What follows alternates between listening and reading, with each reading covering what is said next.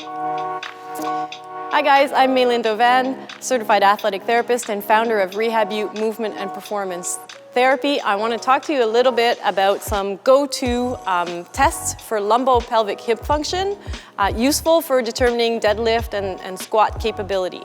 So essentially, lumbopelvic hip function, to define it really easily and really briefly, is the timing that occurs, the function that occurs in the hips, pelvis, and lumbar spine.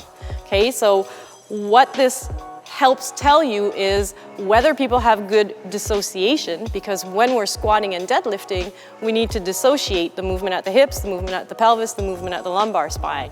We want a stable lumbar spine, stable pelvis, but our hips are moving into flexion and extension. So we need the ability to dissociate that stuff. And I find that to be really important because sometimes we're trying to get people to prevent movement that they don't even understand. So how do you prevent something that you don't understand? If you don't know what elbow flexion is, how can I tell you don't flex your elbow? You don't even have access to that movement. So really it's a basic way to look at function at a fundamental level so that you can know what your person's capability is going to be like for learning proper squats and deadlifts if you're working with a beginner, or fixing squats and deadlifts if you're working with someone who's now developed some sort of pain syndrome, or fixing squats and deadlift for someone who's reached a plateau as far as their performance goes. Okay, so how do I make someone optimal? So two go-to tests that I use are very simple. I'm gonna have Frank stand here in front of me, feet together.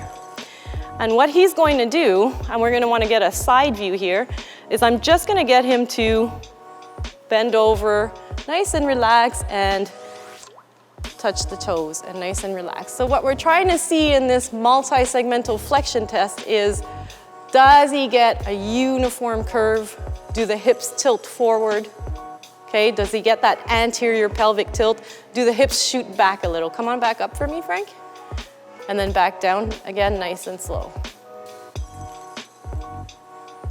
Okay, and back up again.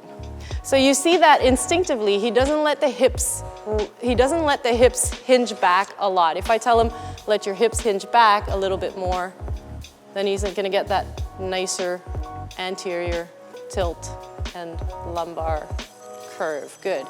So multi-segmental flexion will give you an idea of whether that pelvis moves properly and how they move when they do the forward flexion. Do they let the hips shift back? If they don't let the hips shift back, is it because the pelvis is posteriorly tilted? Okay, and then do we need to work on accessing more anterior tilt? And there's some other tests that you can do for that as well. You also want to see, does the lumbar spine get some flexion, or are they apprehensive about flexion? Now, the other test is the opposite. So now he's going to go multi-segmental extension. So he's going to raise the arms up and reach back as far as he can, and again, keeping the knees extended. And as we can see, he lets the hips come forward a little bit, and you can come back out of there slightly because it's probably not super comfortable. So what we're trying to see, so the main things here is normally the ASIS, so my anterior superior iliac spine, should shift to my toes, okay? And the spine of the scapula in the back over here should pass my heels. So I should get at least that much extension. Okay, another thing I want to look at, go ahead again, Frank, is do I get nice thoracic extension? Okay, because I need good thoracic extension for squats and deadlifts. So do I get nice thoracic extension? Do I also get lumbar spine extension? So he's pretty good here. Good, you can come back out of there. So why are these important screens?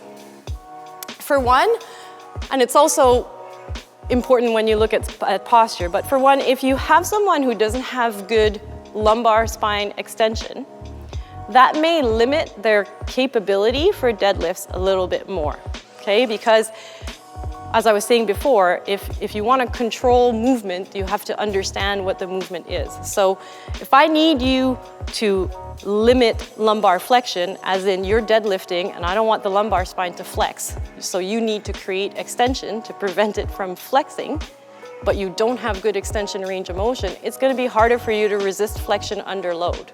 Okay, so someone who has a posteriorly tilted pelvis, who doesn't have good extension, or someone who stays always extended, so if he comes and does his forward bending and he didn't get his nice curve, let's say his lumbar spine stayed really extended and then he would get flexion only in his thoracic spine, it's going to be harder for him to have good deadlift mechanics. You can come back up, and you may use different cues with him. So someone who doesn't have good extension range of motion may benefit from a extend and lift the chest up cue, but someone who had the opposite, a lot of extension range of motion and lives in extension, probably would go and get too much extension from their lower back if you use that cue. So all of that gives you an idea of what their basic capacity is or how they move initially.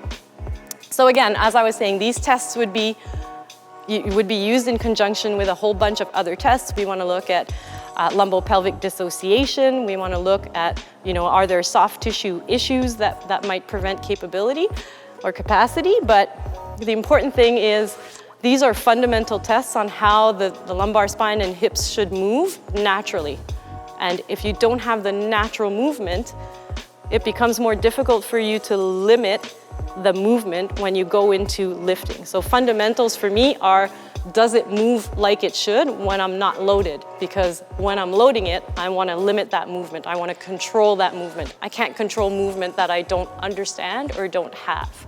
Okay, so fundamentals, does it work properly? Where are the limitations? And how is that going to help me cue my person to what I need them to do in a loaded deadlift or squat position?